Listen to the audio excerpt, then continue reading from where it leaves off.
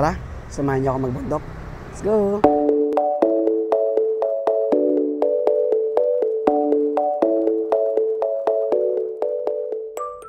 What's up? It's me, your Provinciano boy, R.A. Fabula. And for today's video is samahan nyo nga ako na akitin ang Auasen Falls sa Ilocos Sur. Ngayon nga ay nandito ako ngayon sa may Greenfields at naghihintay ako ng aming service van papunta sa aming destination ngayong gabi. Para sa kaalaman ng lahat, nabukubala itong hike na to dito sa Facebook page nila. So ang binayaran ko is 2,300 pesos per head. And then ito yung mga inclusion na kasama dun sa kanilang coverage. Also, nag-advance kami ng 500 pesos as requirement nila. And then, nag-book kami in advance kasi paubusan rin ng slot yung kanilang hike tour.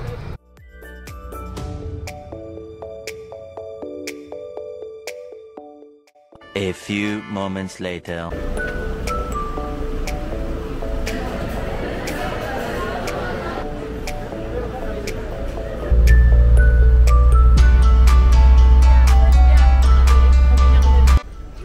Nandito na kami ngayon sa may starting point namin. After namin sumakay ng jeep sa pagkahabang daan. Sobrang nakakatakot yung daan na paakit dito kasi napakakitid niya. Nandito na kami.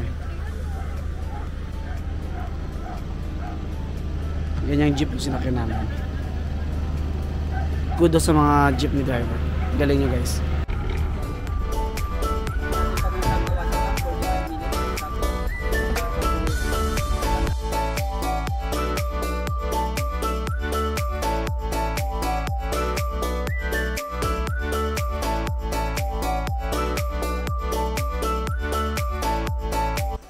Nag-start na pala kami maglakad. So ang sabi nung guide namin is 45 minutes daw yung papunta namin doon sa mismong falls, and pagbalik naman namin is almost 1 hour kasi medyo packet na yung approach namin.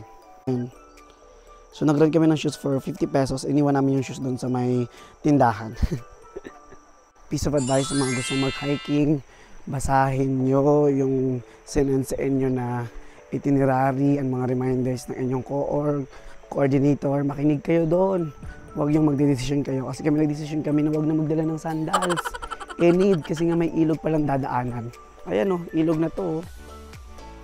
So si pasaway, walang sandals. Chinelas ka ngayon.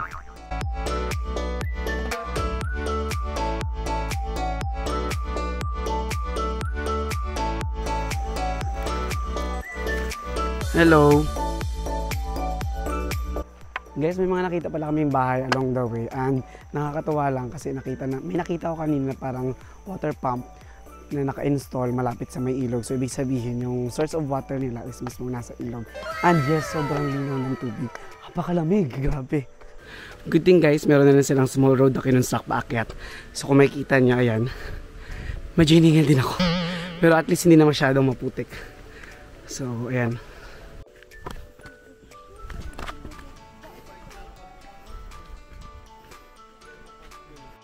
Sabi daw nila guys na iinuman daw to. Ayun, iinom daw si ate.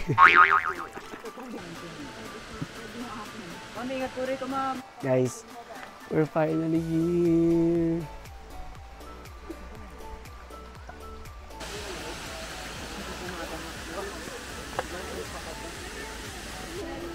Sarap maligo.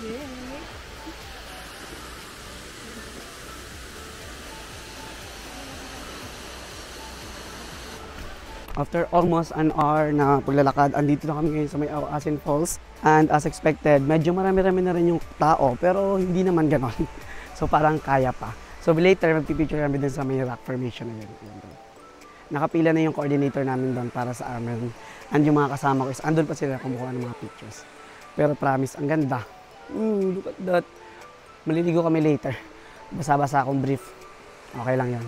Pero ang init kasi, maliligo kami later. Go!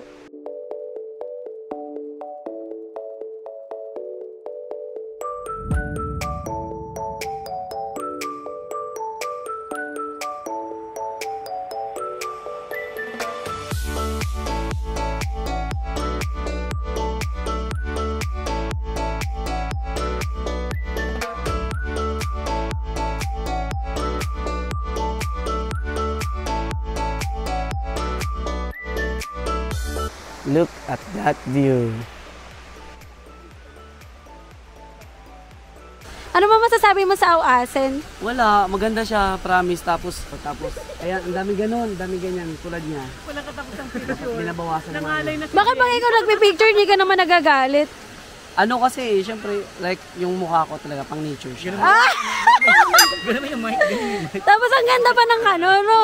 Ang ganda pa ng coordinator nyo ngayon. Yung coordinate sakto lang, medyo ugali, medyo pasmado bunga nga, gano'n. Kung kaya nga mag-request ng refund 300 para sa pagbumura ni Koor. Pero maganda si Koor. Ay, perfect! Nung ano, pag medyo malayo siya ng konti. Pag malapit. Pero cute si Koor.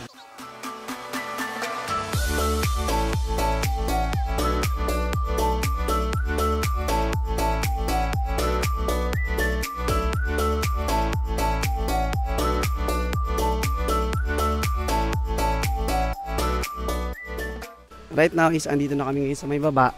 Ayan. Andito naman kami magpapahinga. Kakain na rin kami. So maya-maya is magsisimula na rin kami bumalik doon sa ano, sa pinagsimula namin. So approximately mga 1 hour siguro yung pabalik namin. Pero right now we will enjoy the view. This beautiful view of Auasin Falls. Ano po, kakain kami kasi gutom na ako. Yes, you heard me right guys. Tama yon. Kailangan nyo magbaon ng inyong mga pack breakfast or di kaya lunch kasi dito kayo mismo kakain sa loob. Hindi ko alam kung nakikita nyo yan pero ganyan na karami yung mga taong nagpapapicture dito sa may Auasin Falls. Ang padami ng padami yan sila. Luckily medyo nauna kami kaya walang masyadong taong pila nung pumunta kami dito sa area. Ayan yung babae niya yung co-org namin. Sobrang kulit. Kung gusto nyo maligo guys, pwede rin po as long as may dala kayong extra na damit or pamalit para pagbalik nyo doon sa pinaka starting point nyo or sa van nyo is hindi kayo basa kasi medyo malayo-layo pa din yung lalakarin nyo, almost 1 hour siya. So better na magdala kayo ng extra shirts nyo.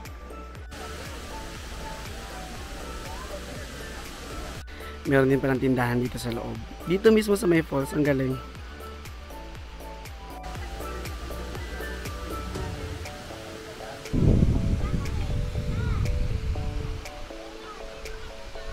Guys, sobrang dami na ng tao. So, saktong-sakto lang din talaga yung dating namin kanina na medyo maaga kami nakarating. Siguro mga pangalawa kami sa grupo na nakarating dito sa Auasin Falls. Time check, it's already 9:40 in the morning and we're heading na pabalik dun sa aming starting point. Pabalik naman kami ng LU para doon naman yung side trip namin. Oh. Age doesn't matter talaga, no? Pag sa hike. Lumalaban pa rin. Pauwi na kami. Bye-bye.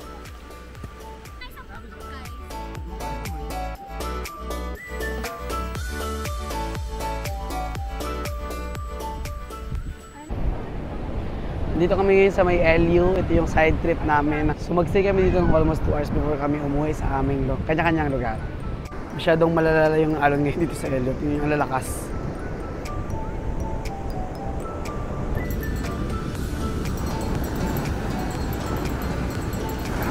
Hindi pa kami kumakain, so nag-decide na lang kami na dito na lang kumain sa LU. And order na rin kami. Waiting na lang kami.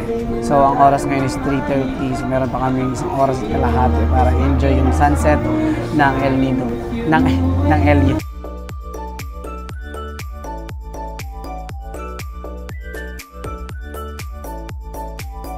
Guys, hindi masyadong visible dito sa video na to pero ang ganda ng pwesto na to.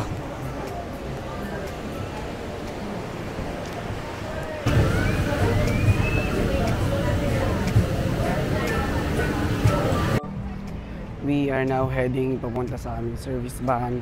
Pauwi na rin kami. So time check is already 5:03 in the afternoon. Regarding naman sa aming hike ngayon sa Auasin Falls, piece of advice sa mga beginners, pwede po ito. Pwede nyo itong simulan as you're starting sa pag-hike. Kasi hindi naman ganun ka-complicated yung trek niya at hindi rin ganun ka-slope masyado yung akin. So, kayang-kaya nyo ito. Also, mas maganda rin yung kuhain nyo na tour package is yung gabi kayo aalis mismo ng Greenfields kasi para pagdating nyo dun sa area or sa location ng inyong pag-aakitan is hindi yan ka-crowded. Tulad nung nangyari sa amin kanina, pangalawa kaming or second batch kami na nakaakyat doon mismo sa Auasin Falls. So basically nakapagkuha kami ng maraming photos ng iba't ibang angle at hindi masyadong maraming tao or crowded pa yung area. Overall, nag-enjoy ako sa hikes. 10 out of 10. Ang ganda ng falls and sobrang lamig ng tubig kaya definitely kung may time ulit or may pagkakataon, pwede natin siyang ulitin by next year. Yun nga, mas maganda talaga siyang panimula sa mga mag-start pa lang mag-hike. So I recommend this Awasin Falls Tour sa mga gusto magsimula ng kanilang bundok journey. And that's it for my video guys. Thank you so much for watching. Do not forget to subscribe. Hit nyo na rin yung notification bell and like nyo na rin itong video na to para lagi kayo notify sa video ni RA Fabula. Maraming salamat sa panonood at sa pagsubaybay sa akin. Hanggang sa muli. Bye-bye!